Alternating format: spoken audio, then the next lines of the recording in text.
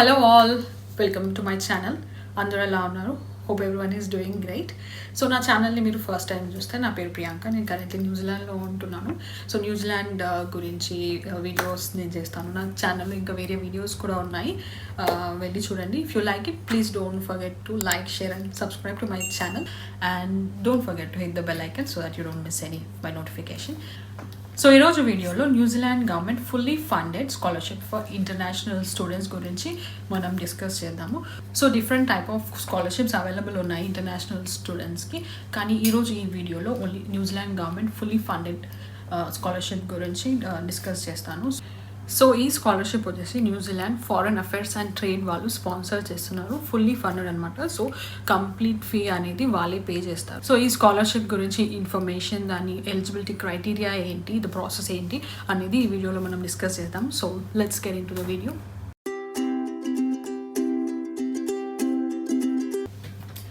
So every year 650 scholarship provide చేస్తుంది New Zealand government and 130 countries దీంట్లో participate చేయొచ్చు. Every కంట్రీకి 5 స్కాలర్షిప్ అనేది ప్రొవైడ్ చేస్తుంది every year.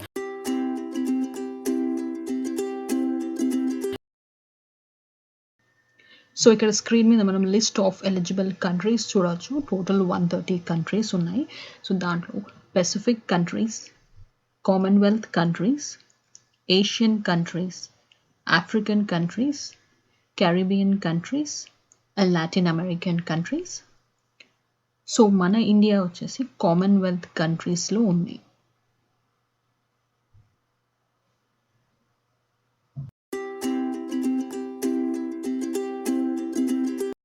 So what level of courses you can study through this program?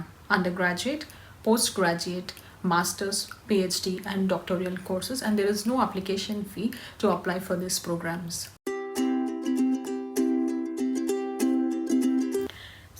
Can I choose any university? No. There are 8 universities you can choose from. I'll go through one by one. Auckland University of Technology, Lincoln University, Massey University, University of Auckland, University of Canterbury, University of Otago, Victoria University of Wellington.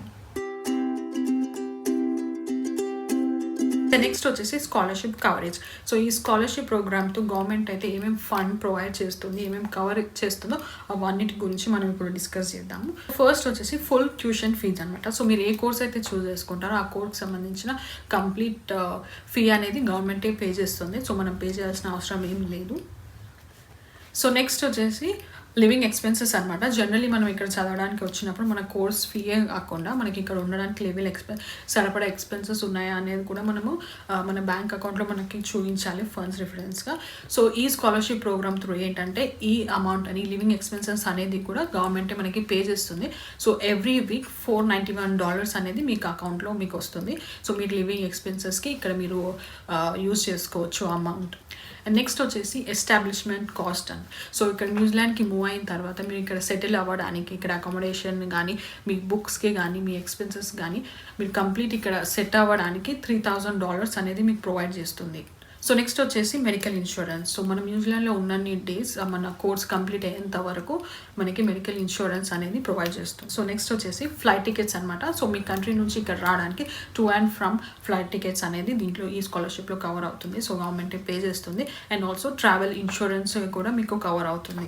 So next వచ్చేసి మీ course time పీరియడ్లో కానీ మీ బ్రేక్స్లో కానీ semester బ్రేక్లో కానీ మీ కంట్రీకి మీరు వెళ్ళి రావాలనుకుంటే 1 or 2 ట్రిప్స్కి ఫేర్ అనేది గవర్నమెంటే స్పాన్సర్ చేస్తుంది. సో దీంట్లో స్కాలర్షిప్లో అది కూడా ఇంక్లూడెడ్. అండ్ ఒకవేళ మీరు పిహెచ్డి స్టూడెంట్స్ అయితే మీకు రీసెర్చ్కి అయ్యే కాస్ట్ కానీ మీ థీసిస్కి ఏదైనా కాస్ట్ ఉన్నా కానీ దీంట్లో కవర్ అవుతుంది. సో గవర్నమెంట్ పే చేస్తుంది ఆ కాస్ట్కి కూడా. సో ఇది అనేది ఓన్లీ స్కాలర్షిప్ ఎలిజిబుల్ అయిన స్టూడెంట్స్కి మాత్రమే ఇవన్నీ బెనిఫిట్స్ అనేది ప్రొవైడ్ అవుతాయి. సో మిగతా స్టూడెంట్స్కి మాత్రం మనమే పే చేసుకోవాలి ఉంటుంది ఈ కాస్ట్ అన్ని మనం ఒకవేళ న్యూజిలాండ్కి వచ్చి చదవాలనుకుంటుంటే. సో ఫస్ట్ మనం న్యూజిలాండ్ స్కాలర్షిప్ వెబ్సైట్లో ఎలిజిబిలిటీ క్వశ్చనర్ అనేది ఉంటుంది. సో ఫస్ట్ అది మనం కంప్లీట్ చేయాలి. అది కంప్లీట్ చేసిన తర్వాతే మనము స్కాలర్షిప్ అనేది అప్లై చేయాలి. సో ఫస్ట్ ఎలిజిబిలిటీ క్రైటీరియా వచ్చేసి ఏజ్ అనమాట. 18 or 18 years above international students eligible అవుతారు. అండ్ ఏజ్ లిమిటర్స్ వచ్చేసి 40 years అనమాట. సో బిలో 40 years వాళ్ళు అప్లై చేసుకోవచ్చు. సో నెక్స్ట్ ఎలిజిబిలిటీ క్రైటీరియా వచ్చి మీ కంట్రీ ఆఫ్ సిటిజన్షిప్ అనమాట. సో మీరు కరెంట్లీ ఏ కంట్రీలో ఉన్నారు, మీ ఏ కంట్రీ సిటిజన్షిప్ హోల్డ్ చేస్తారు. So and me country of citizenship ఈ 130 కంట్రీస్ ఎలిజిబుల్ కంట్రీస్లో మీ కంట్రీ కూడా ఉండాలి. సో నెక్స్ట్ వచ్చేసి వర్క్ ఎక్స్పీరియన్స్ అనమాట. మీరు సెలెక్ట్ చేసుకున్న కోర్స్, మీరు న్యూజిలాండ్లో ఏ కోర్స్ అయితే చదవాలనుకుంటున్నారో ఆ కోర్స్ రిలవెంట్ మీ స్కిల్స్ ఉన్నాయి, ఎక్స్పీరియన్స్ ఉన్నాయా అనేది కూడా కన్సిడర్ చేస్తారు. నెక్స్ట్ వచ్చేసి ఇంగ్లీష్ రిక్వైర్మెంట్ అనమాట. సో ఒక్కొక్క కాలేజ్కి ఒక్కొక్క ఎంట్రీ రిక్వైర్మెంట్స్ అనేది ఉంటుంది. సో మీరు ఆ కాలేజ్ అఫీషియల్ వెబ్సైట్లోకి వెళ్తే మీరు ఆ ఎలిజిబిలిటీ క్రైటీరియా ఏంటనేది మీరు తెలుసుకోవచ్చు. సో ఇక్కడ న్యూజిలాండ్లో IELTS, TOEFL, PTE and Cambridge academic English test course accept చేస్తారు. సో ఒక్కొక్క యూనివర్సిటీస్కి ఒక్కొక్క ఇంగ్లీష్ లెవెల్ రిక్వైర్మెంట్ అనేది ఉంటుంది. బట్ ఇన్ జనరల్ యాక్సెప్ట్ చేసేది క్రైటీరియా ఏంటో నేను చెప్తాను.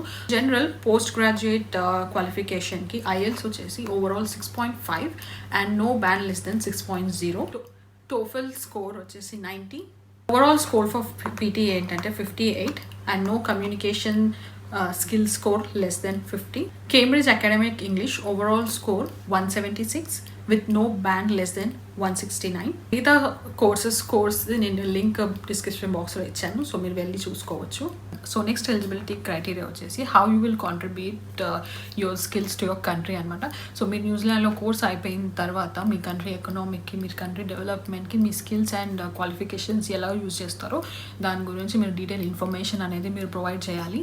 సో వాళ్ళు షార్ట్ లిస్ట్ చేసేటప్పుడు కూడా మీరు ప్రొవైడ్ చేసిన ఇన్ఫర్మేషన్ బట్టి వాళ్ళు డిసిషన్ అనేది తీసుకుంటారు.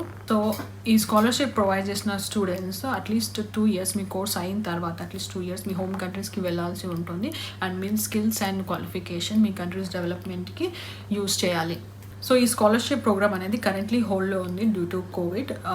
బార్డర్స్ క్లోజర్ వల్ల ఇంటర్నేషనల్ స్టూడెంట్స్ ఎవరిని కంట్రీలోకి అలౌ లేదు. సో అందు గురించి ఈ ప్రోగ్రామ్ అనేది హోల్డ్లో పెట్టారు. సో వన్స్ బార్డర్స్ ఓపెన్ అయిన తర్వాత ఈ స్కాలర్షిప్ ప్రోగ్రామ్ అనేది రెజ్యూమ్ అవుతుంది అండ్ న్యూజిలాండ్ గవర్నమెంట్ వెబ్సైట్లో కూడా ఇన్ఫర్మేషన్ అనేది అప్డేట్ అవుతుంది. సో మీరు అక్కడికి వెళ్ళి ఇంకా ఫర్దర్గా ఇన్ఫర్మేషన్ చెక్ చేసుకోవచ్చు. ఎలిజిబిలిటీ క్రైటీరియా కానీ ఎలా అప్లై చేసుకోవాలో అదంతా ఇన్ఫర్మేషన్ అనేది మీరు వెబ్సైట్లో చెక్ చేసుకోవచ్చు. సో ఈ స్కాలర్షిప్ ప్రోగ్రామ్కి మీరు ఎలిజిబుల్ అవ్వకపోయినా, మీరు సెలెక్ట్ అవ్వకపోయినా డోంట్ వరీ.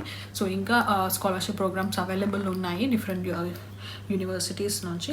సో ఆ ఇన్ఫర్మేషన్ కూడా నేను మీకు డిస్క్రిప్షన్ బాక్స్లో ఇస్తాను అండ్ డీటెయిల్గా ఇంకొక వీడియో కూడా నేను చేస్తాను. సో ఈ ఇన్ఫర్మేషన్ మీకు కొంచెం యూస్ఫుల్ అవుతుందని నేను అనుకుంటున్నాను. So if you like it, please don't forget to like, share and subscribe to my channel and I'll see you in my next video. See you guys.